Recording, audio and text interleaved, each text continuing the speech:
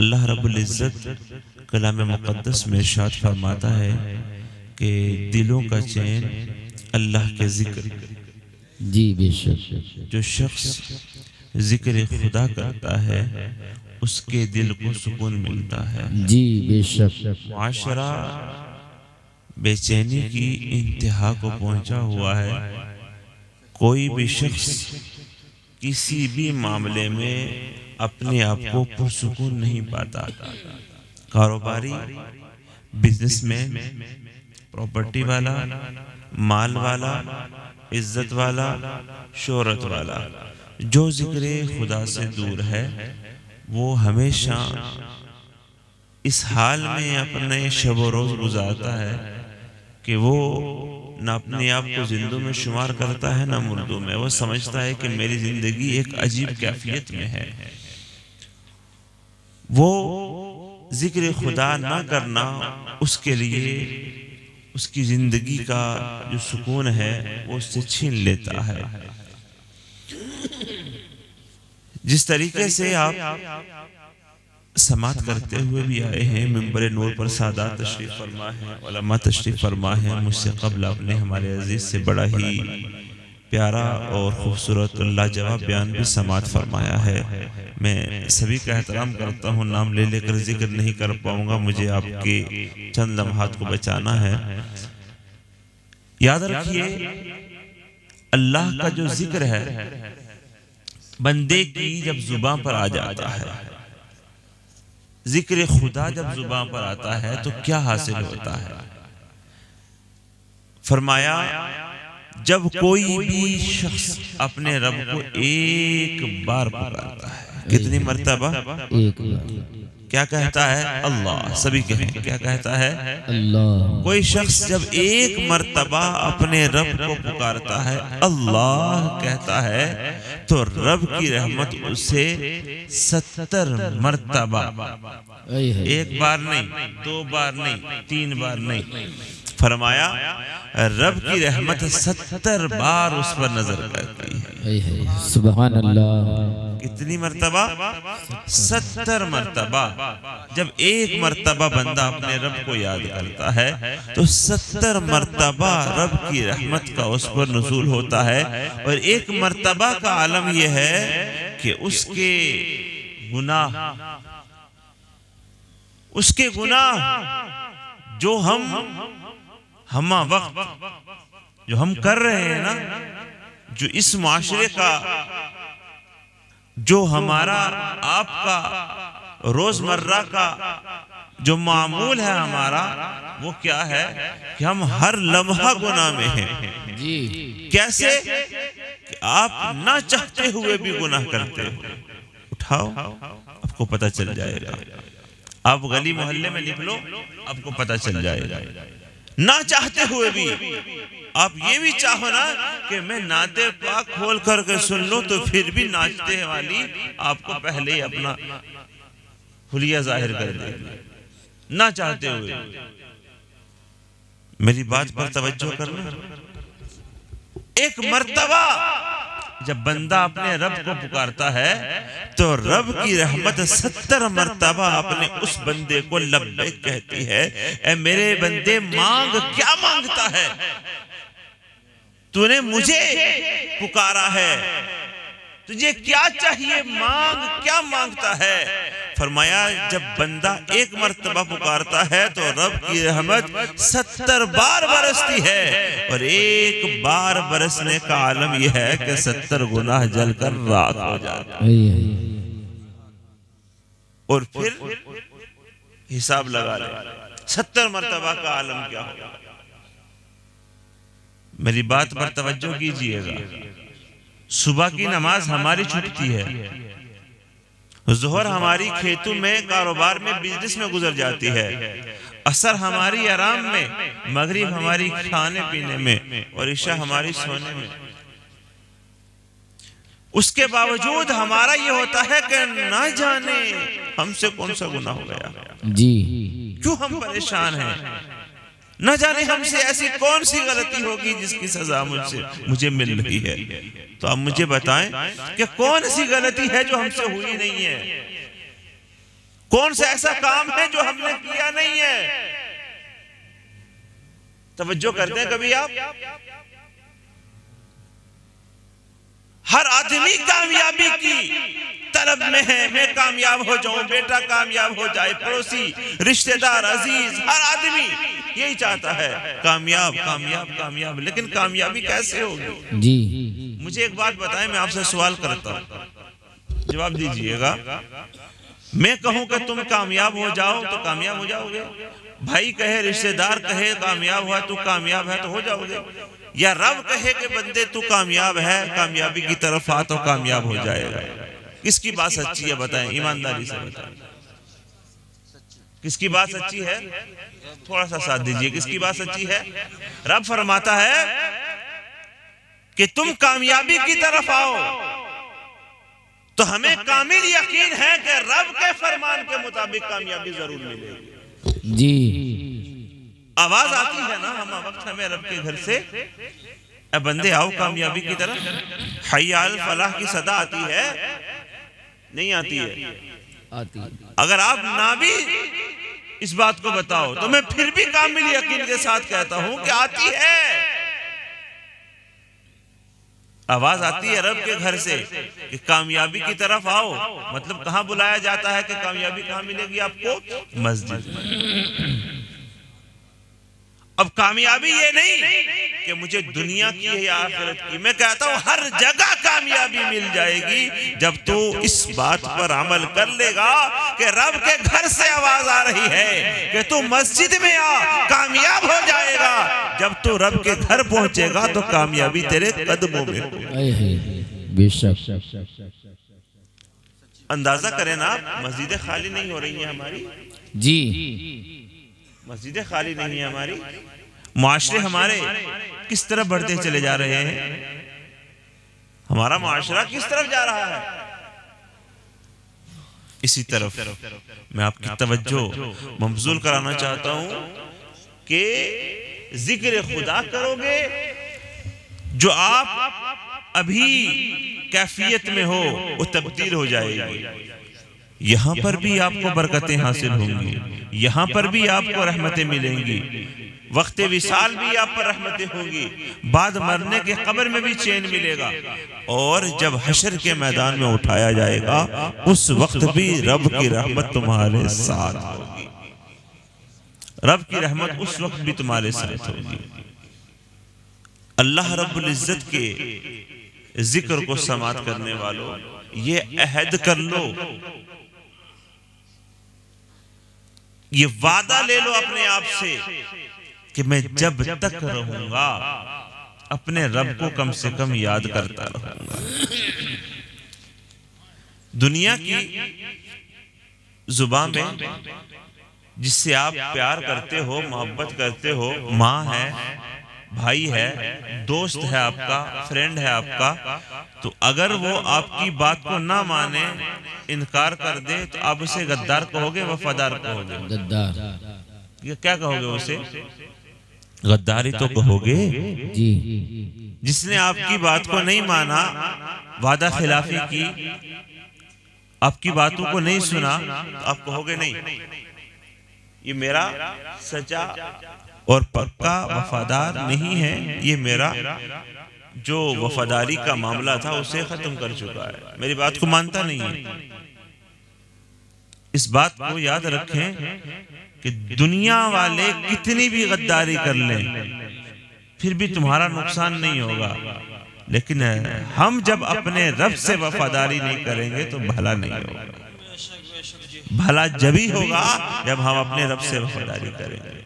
वफादारी क्या है? जिसने हमें पैदा किया, जो हमें खाने पीने को देता है, जिसने हमें एक एक सांस लाखों करोड़ों से कीमती अता फरमाया, जिसने हमें देखने के लिए ये आंखें अता फरमाई हैं, सुनने के लिए जिसने हमें कान अता फरमाए हैं, कि हम उस रब के शुक्रिया को अदा कर रहे हैं? उस रब का शुक्रिया अदा कर रहे हैं? शुक्रिया अदा करें उस रब का कि जिस रब ने हमें और आपको सबको दुनिया में एक ऐसी अजीम अजीम नेमत से नवाजा है कि जिसका कोई जवाब नहीं, कोई जवाब नहीं है। मेरे अजीज साथियों, याद रखो, अल्लाह रब्बुल इज्जत ने हमें इतनी नेमतों से, करोड़ों नेमतों से नवाजा। सबसे बड़ी नेमत अल्लाह की ये है, अल्लाह रब्बुल इज्जत ने हमें अपने महबूब का उम्मती और गुलाम बनाया है। कहीं पर भी अल्लाह रब्बुल इज्जत ने नेमत देने के बाद तज़किरा नहीं किया, लेकिन अपने महबूब का जब हमें उम्मती बनाया तो अल्लाह ने फरमाया कि मैंने तुम्हें अपना जो महबूब अता फरमाया ना, मैंने तुम पर एहसान किया। तो हम क्या उसका बदला चुका रहे हैं? हम लोग आज अपने रब को भूले बैठे हैं, रब की याद नहीं कर रहे हैं। आज हमारी जुबान पर जिक्र खुदा नहीं रहता है। हम वक्त अपने रब को याद करें। सुभान अल्लाह, अल्हम्दुलिल्लाह, अल्लाहु अकबर तो हमारी जुबान पर जारी रहना चाहिए। नमाज, रोजा, सदकात और खैरात ये हमारे अमल में होने चाहिए। हम इतने दिन से दूर क्यों हो गए कि हमारा हर अमल हमें दोज़ख की तरफ ले जा रहा है और हमें फिक्र ही नहीं।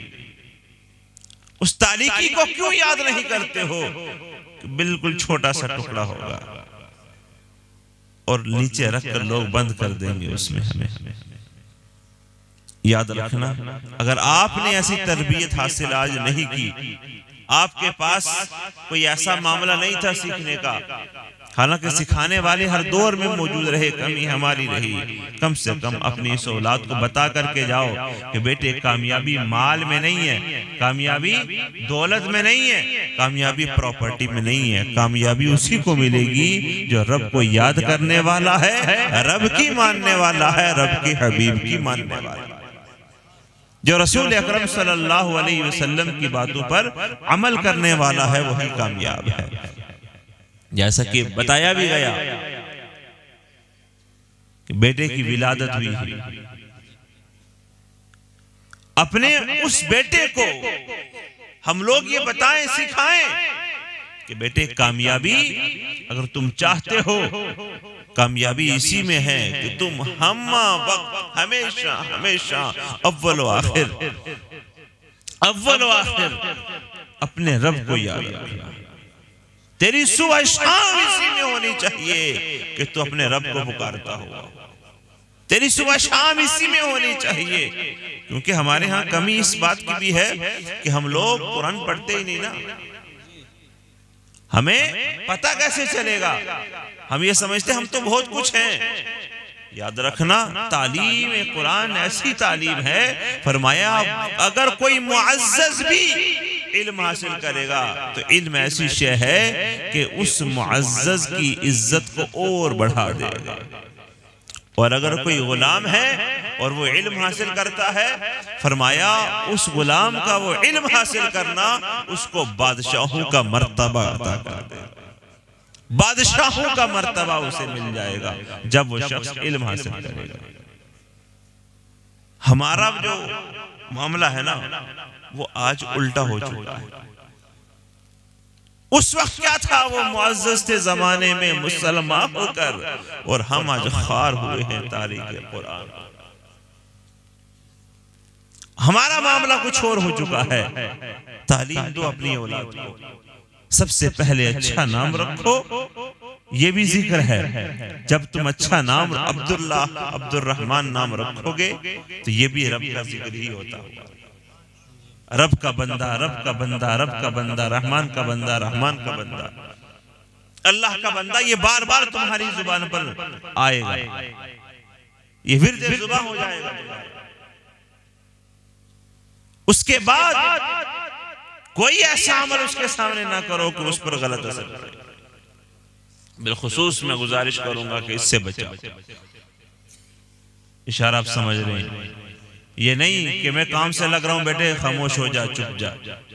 ये आप ज्यादती कर रहे हो अपनी औलाद के साथ। ये ज्यादती है, आप उस औलाद पर जुल्म कर रहे हो जो आप उम्र में, जिसमें उसकी जुबान पर, उसके कानों में, जुबान पर उसके अल्लाह अल्लाह रटाया जाता, कानों में उसमें रसूलुल्लाह की नाते पाक के वो रस घोले जाते, आप उस वक्त में उसे चचा और दादा और नाना और अब्बू किसी काफिर को दिखा दिखा करके उसका दिल बहलाते हो।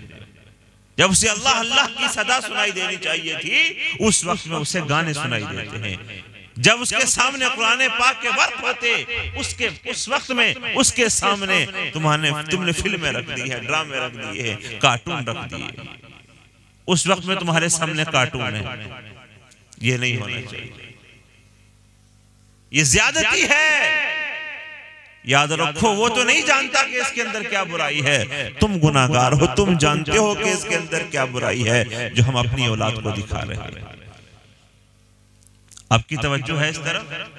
क्या करेंगे कि कभी भी बेटा रोए, बेटी रोए, उसका तो बचपना है, वो तो जिद करेगा, वो तो मांगेगा, लेकिन आपको हमेशा उसको इससे रोक करके जिक्र खुदा उसके कानों में डालना है। जब वो परवान चढ़ेगा तो वो मोबाइल नहीं करेगा, अल्लाह अल्लाह की सदा बुलंद करेगा। जब वो बड़ा हो जाएगा तो सुबह शाम फिल्म नहीं करेगा, वो फजर फजर करेगा, वो ज़ोहर कहेगा, वो असर की सदा बुलंद करेगा, वो मगरिब कहा करेगा, वो ईशा कहेगा, वो तहज्जुद पढ़ा करेगा, वो सुबह कुरान पढ़ेगा, वो शाम भी कुरान पाक की तिलावत करेगा, वो अव्वल आखिर कुरान पढ़ेगा, वो खुद भी पढ़ेगा और अपनी औलाद को भी पढ़ाएगा।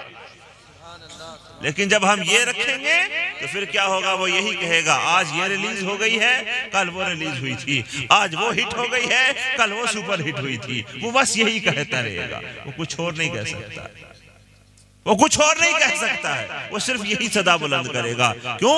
कि उसकी कमी नहीं, कमी मेरी तेरी है, कमी मेरी तेरी है कि हमने हमेशा जब उसे चुप कराना था, जब उसके आंसू को हमें पूछना था, उस वक्त में हमें जिक्र खुदा सुनाना था, हमने जिक्र खुदा ना सुनाया, उस वक्त में हमें गाना सुनाया उसे, हमने उस वक्त में उसे फिल्म दिखाई, कार्टून दिखाया, तो कमी हमने की। याद रखो, ये औलाद की तरबियत फर्ज है। ये क्या है? ये बाप को बरोज़े हश्र पूछा जाएगा। जब बेटे से पूछा जाएगा तो उस वक्त बाप से भी पूछा जाएगा। बेटा शिकायत करेगा, मेरे बाप ने मुझे सिखाया नहीं। बाप से पूछा जाएगा, बता तूने क्यों नहीं सिखाया इसको। और सवालों के जवाब तो हमारे पता नहीं कहां तक पहुंचे होंगे, लेकिन एक जवाब ये भी तो देना होगा कि तूने अपनी औलाद को क्या सिखाया, क्या सिखाया। हर आदमी अपनी औलाद को तोहफा देकर जाना चाहता है ना।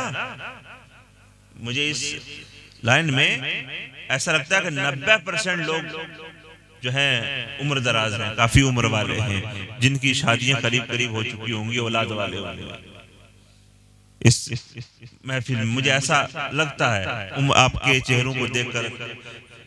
लेकिन आप अंदाजा खुद करें कि हमने कितनी इस बात पर अमल करने की कोशिश की है, कितने कदम हमने उठाए हैं इसकी तरफ, क्या तैयारी की है इस सवाल की हमने, क्या तैयारी की है। सोचें इस बारे में। अगर हमारे पास कोई ऐसी तैयारी नहीं है तो कर लो। हर आदमी आप में से अपनी औलाद को तोहफा देकर जाना चाहता है। कोई ऐसा नहीं है जो ये कहेगा मैं क्यों तोहफा दूंगा। किसी ने तो घर बना दिया कि चलो मैं तो मरने ही वाला हूं, मेरा बेटा रहा करेगा। किसी ने प्लॉट लेकर के डाल दिया कि मैं तो मर ही जाऊंगा लेकिन मेरे बेटे के काम में आएगा। किसी ने सोना लेकर रख दिया, किसी ने चांदी, किसी ने कुछ कि भाई मेरे मरने के बाद मेरी औलाद के काम में आएगा। आपने देखा, आपने सोचा, आपने सुना, कभी किसी से पूछा कि क्या इससे अच्छा भी कोई तोहफा है? मेरे आका सल्लल्लाहु अलैहि वसल्लम इरशाद फरमाते हैं कि बेहतरीन तोहफा ये है, बेहतरीन तोहफा जो तुम दो, आका फरमाते हैं वो दानाई की बात है, वो इल्म की बात है, वो हिकमत की बात है। तुम सुनो, उसे महफूज कर लो, उसे याद कर लो, फिर अपने दूसरे मुसलमान भाई को उस बात को सिखा दो। ये तुम्हारा एक बात जो तुमने सुना और सुनने के बाद अपने दूसरे मुसलमान भाई को सिखा दिया, आका फरमाते हैं तुम्हारी 1 साल की इबादत के बराबर है। एक बात, अगर रोजाना हम ये अमल करते रहेंगे तो कहां कहां नहीं पहुंचेंगे। फरमाया तेरी बख्शिश के लिए यही काफी है कि तू कम से कम एक आदमी को राह रास्त पर ले आ। याद रखना, अल्लाह ने कुरान पाक में इरशाद फरमाया, ऐ ईमान वालों, अपने घर वालों को और अपने आप को दोज़ख की आग से बचाओ। तो हर आदमी को जिम्मेदारी दी है अल्लाह ने, हर एक को जिम्मेदारी दी है। मौलवी की जिम्मेदारी नहीं है कि जुमे में खड़ा होकर के फलां का बेटा नमाज पढ़ने क्यों नहीं आता, फलां का बेटा ऐसा काम क्यों करता। हर बाप की जिम्मेदारी है कि वह अपनी औलाद की रहनुमाई करे। हर बाप की जिम्मेदारी है कि वह अपनी औलाद को समझाए बताए। याद रखना, मैं अपनी गुफ्तगू के आखिरी कलिमात कह रहा हूं कि हम लोग सबसे पहले अच्छा नाम रखें, फिर उसे नमाज की तालीम दें, कुरान पाक की तालीम दें, स्कूल से ज्यादा मदरसे पर तवज्जो दें। स्कूल की तालीम लाजमी है। मैं कहता हूं अगर आप दिन में 24 घंटे हैं, दिन और रात के 24 घंटे हैं, तो आप उसके 50-50 कर लें। 12 घंटे मदरसे के लिए वक्फ करें, 12 घंटे स्कूल के लिए वक्फ करें।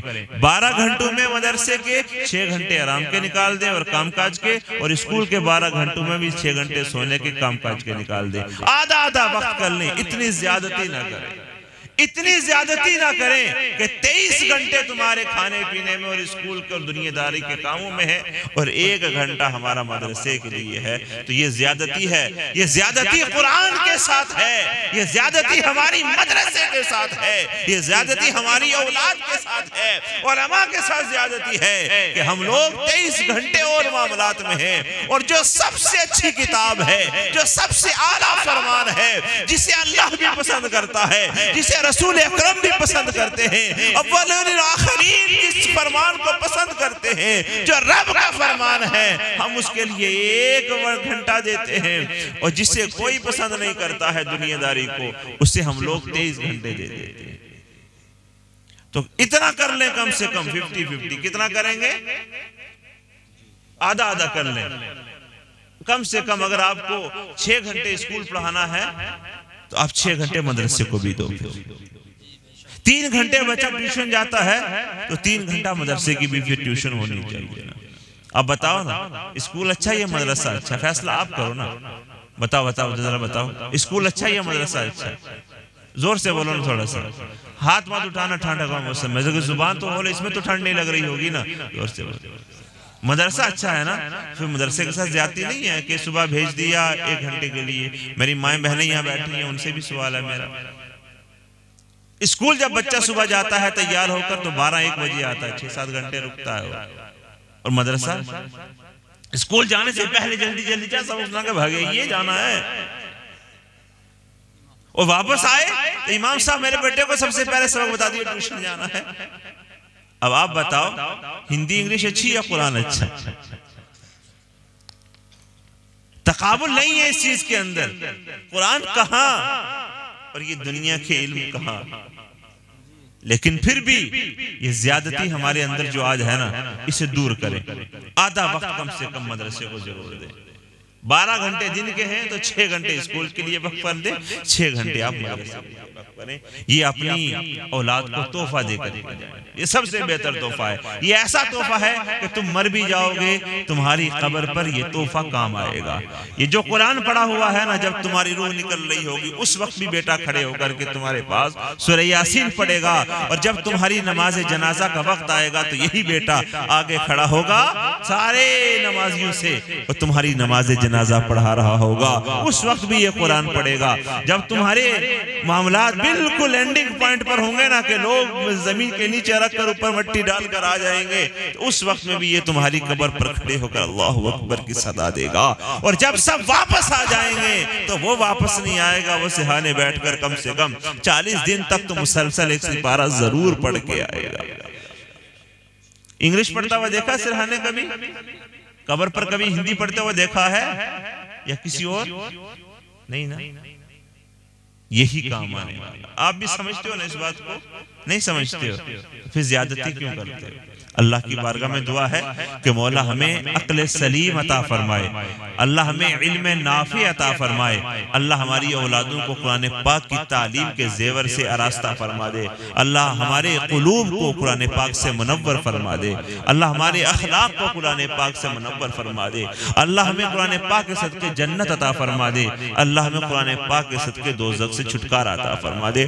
जो मैंने कहा आपने सुना, अल्लाह कबूल फरमाए। व मा अलैना इल्ला बलाग। अस्सलामु अलैकुम व रहमतुल्लाह।